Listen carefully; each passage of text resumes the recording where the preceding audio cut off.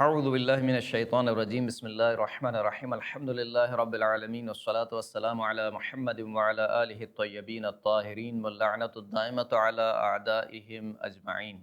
محترم سامعین کرام، اہل حرم کا قافلہ جب کوفہ پہنچا تو وہاں پر بی بی زینب سلام اللہ علیہا نے ایک خطبہ ارشاد فرمایا تھا کہ جس کا پہلا حصہ آپ سماعت فرما چکے ہیں، اور آج کی گفتگو میں اس خطبے کا دوسرا حصہ پیش کیا جا رہا ہے۔ پہلے حصے میں بی بی نے کوفے والوں کو ملامت کی، ان کی سرزنش کی اور کہا کہ تم اب رو رہے ہو حسین ابن علی پر، تمہارے اس رونے کا کیا فائدہ کہ جب تم نے خود اپنے ہاتھوں سے حسین ابن علی کے قتل کے داغ کو اپنے قتل کے داغ سے اپنے دامن کو رنگین کر لیا ہے، اپنے دامن کو آلودہ کر لیا ہے، تو اب تمہارے رونے کا کیا فائدہ۔ پھر بی بی نے ارشاد فرمایا کہ الا ساء ما تزرون وبعدا لکم وسحقا فلقد خاب السعی وتبت الایدی وخسرت الصفقہ۔ فرمایا کہ آگاہ ہو جاؤ کہ کتنی بری وہ چیز ہے کہ جس کو تم نے اپنی پشت پر حمل کیا ہوا ہے، یعنی یہ جو وزر و وبال تم نے اٹھایا ہے حسین ابن علی کے قتل کا، یہ انتہائی برا وبال ہے، بہت برا بوجھ ہے۔ وبعدا لکم، تم رحمت الہی سے دور ہو، وسحقا، تم پر خداوند کریم کا عذاب ہو، فلقد خاب السعی، تمہاری ساری کی ساری سعی اور کوششیں ناکام ہو گئیں۔ یعنی تم نے حسین ابن علی کے قتل کو دو ہی وجہ سے چھوڑا تھا، یا حب دنیا کی وجہ سے یا ظالم کے خوف کی وجہ سے۔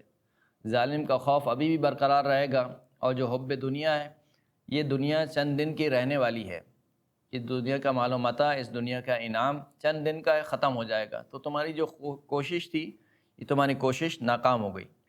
وتبت الایدی وخسرت الصفقہ، یہ جو تم نے معاملہ کیا ہے، یہ معاملہ بہت ہی گھاٹے کا سودا کیا تم نے، کہ تم یہ سمجھ رہے تھے کہ ہم تو زندہ رہیں گے اور حسین ابن علی قتل ہو جائے، ہم اپنے بیوی بچوں کو، ہم اپنے بیٹے کو کیوں حسین ابن علی کی راہ میں قربان کریں، ہم زندہ رہیں گے، حسین بھلے سے قربان ہوتے ہیں تو ہوتے رہیں۔ یہ جو معاملہ ہے یہ بہت ہی گھاٹے کا سودا ہے۔ بؤتم بغضب من اللہ، تم نے اللہ کے غضب کو اٹھا لیا ہے۔ وضربتم علیکم الذلہ والمسکنہ، ذلت اور رسوائی تمہارے چہروں پر، تمہاری پیشانی پر کندہ ہو چکی ہے۔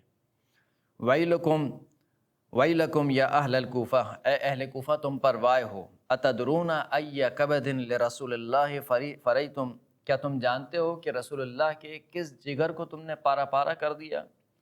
یعنی گویا یہاں سے بی بی زینب سمجھانا چاہ رہی ہیں کہ حسین ابن علی کوئی عام شخصیت نہیں تھی کہ تم یہ کہو کہ امت میں سے ایک شخص اٹھا تھا، نیک اور پاک اور صاحب کردار شخص تھا، اس کو قتل کر دیا گیا۔ فقط اتنا نہیں تھا، حسین ابن علی کی نسبت پہ ذرا غور کرو۔ حسین ابن علی کون تھا؟ رسول اللہ سے کیا نسبت تھی کہ جس کے لیے رسول اللہ نے اشارہ فرمایا کہ حسین منی وانا من الحسین، حسین مجھ سے ہے اور میں حسین سے ہوں۔ یعنی آج اگر حسین کا قتل ہو رہا ہے گویا رسول اللہ کا قتل ہو رہا ہے۔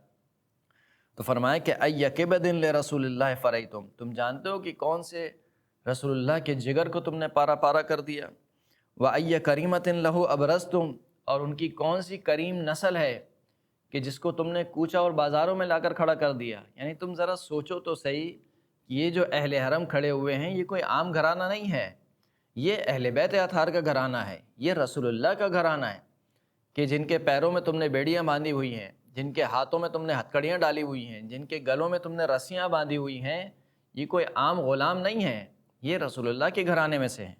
ای کریم لہ ابرزتم وای دم لہ سفکتم، اور وہ کون سا رسول اللہ کا خون تھا جس کو تم نے بہا دیا؟ یعنی یہ جو تم نے خون بہایا ہے یہ حسین ابن علی کے خون نہیں ہے فقط کہ تم یہ بولو کہ حسین ابن علی مارا گیا، یہ رسول اللہ کا خون ہے، رسول اللہ کا خون بہایا گیا ہے۔ وَأَيَّ حُرْمَةٍ لَهُ انتہکتم، اور یہ رسول اللہ کی کون سی حرمت ہے کہ جس کو تم نے پارا پارا کر دیا، پامال کر دیا۔ یعنی آج جو تم سمجھ رہے ہو کہ حسین ابن علی کے اہل حرم کو تم رسوا کر رہے ہو، نعوذ باللہ، اور رسوا کر کر گلی اور کوچہ میں گھما رہے ہو، یہ نہ سمجھو کہ حسین ابن علی کے اہل حرم ہے، یہ رسول اللہ کے اہل حرم ہیں کہ جن کو تم رسوا کر رہے ہو۔ وَلَقَدْ جِئْتُمْ بِهَا صَلْعَا عَنْقَا سَوْعَا فَقْمَا وَفِي بَعْضِهَا خَرْقَا شَوْعَا كَطِلَاعِ الْأَرْضِ أَوْ مِلْءِ السَّمَاءِ، بس تم نے یہ کام جو کیا ہے گویا اس عورت کی طرح کیا ہے جو بغیر بالوں کے ہو، گنجی ہو، عنقا جس کی گردن لمبی ہو، جس کا چہرہ انتہائی بدصورت ہو، جس کی طرف انسان دیکھنا پسند نہ کرے، اس عورت کی طرح تم نے ایک کام انجام دیا۔ افعجبتم ان مطرت السماء دمعا ولعذاب الآخرۃ اخزی، کیا تم تعجب کرو گے کہ اگر آج کے دن آسمان خون کی بارش بہانے لگے، آسمان سے اگر خون کی بارش ہو تو تم تعجب نہیں کرنا کہ آسمان سے خون کی بارش کیوں ہو رہی ہے؟ اس لیے کہ یہ خون بہایا گیا ہے، یہ کوئی عام خون نہیں ہے، یہ حسین ابن علی کا خون ہے، جو رسول اللہ کا بیٹا ہے، جو رسول اللہ کا نواسا ہے۔ لہٰذا آج اگر خون کی بارش ہو تو تم تعجب نہ کرنا۔ وَلَعَذَابُ الْآخِرَةِ أَخْزَىٰ، اور یقیناً جو آخرت کا عذاب ہے وہ اس سے زیادہ رسوا کرنے والا ہے۔ وَأَنْتُمْ لَا تُنصَرُونَ فَلَا يَسْتَخِفَّنَّكُمُ الْمَهْلُ فَإِنَّهُ لَا يَحْفِظُهُ الْبِدَارُ وَلَا يُخَافُ قُوتَ الثَّارِ وَإِنَّ رَبَّكُمْ لَبِالْمِرْصَادِ، اور آخرت میں تمہاری کوئی مدد نہیں کی جائے گی، اور یہ جو مہلت تمہیں دی گئی ہے، اس مہلت کو، اس ڈھیل کو یہ نہ سمجھنا کہ گویا ابھی ہم رحمت الہی میں ہیں، بلکہ یہ جو تمہیں مہلت دی جا رہی ہے یہ اس وجہ سے کہ خداوند کریم ظالموں کو مہلت دیتا ہے تاکہ وہ خوب جی بھر کر گناہ کر لیں اور پھر آخرت میں خداوند کریم اس کی گرفت کرے۔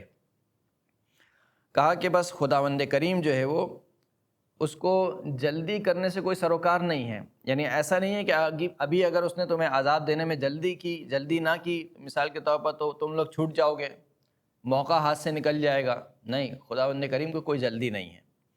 ولا یخاف فوت السار، اور خداوند کریم کو یہ بھی خوف نہیں ہے کہ اگر ابھی میں نے یہ کام انجام نہیں دیا تو پھر یہ دوبارہ میرے ہاتھ نہیں آئیں گے، ایسا بھی نہیں ہے۔ وَإِنَّ رَبَّكُمْ لَبِالْمِرْصَادِ، یقیناً تمہارا جو پروردگار ہے وہ تمہاری کمین میں ہے، وہ تمہارے طاق میں بیٹھا ہوا ہے۔ یہاں تک بی بی کا خطبہ ختم ہوا۔ اس کے بعد راوی کہتا ہے فَاللَّهِ لَقَدْ رَأَيْتُ النَّاسَ يَوْمَئِذٍ حَيَارَى يَبْكُونَ وَقَدْ وَضَعُوا أَيْدِيَهُمْ فِي أَفْوَاهِهِمْ، خدا کی قسم میں لوگوں کو دیکھ رہا تھا، اہل کوفہ والوں کو دیکھ رہا تھا کہ جب بی بی کا یہ خطبہ ختم ہوا تو لوگ حیران و سرگردان تھے، اور وہ رو رہے تھے اور اپنے ہاتھوں کو اپنے منہ میں دیے ہوئے تھے، اپنے انگلیوں کو اپنی انگلیوں کو چبا رہے تھے۔ وَرَأَيْتُ شَيْخًا وَاقِفًا إِلَى جَنبِي، میں نے ایک بوڑھے شخص کو دیکھا کہ جو میرے برابر میں کھڑا ہوا تھا، یبکی، وہ رو رہا تھا، حتی اخضلت لحیتہ، یہاں تک کہ اس قدر گریہ کر رہا تھا کہ اس کی داڑھی اس کے آنسوؤں سے تر ہو گئی تھی۔ وَهُوَ یقول، اور وہ کہہ رہا تھا کہ بِأَبِي أَنتُمْ وَأُمِّی، کہ آپ پر میرے باپ اور میری ماں فدا ہو۔ کہولکم خیر الکہول، آپ کے بوڑھے بہترین بوڑھے ہیں۔ شبابکم خیر الشباب، آپ کے جوان بہترین شباب ہیں۔ ونساؤکم خیر النساء، آپ کی عورتیں بہترین عورتیں ہیں۔ ونسلکم خیر نسل، اور آپ کی نسل بہترین نسل ہے۔ لا یخزا ولا یبزا، نہ تو آپ کو رسوا کیا جا سکتا ہے اور نہ ہی آپ کو شکست دی جا سکتی ہے۔ وآخر الدعوانا ان الحمد للہ رب العالمین۔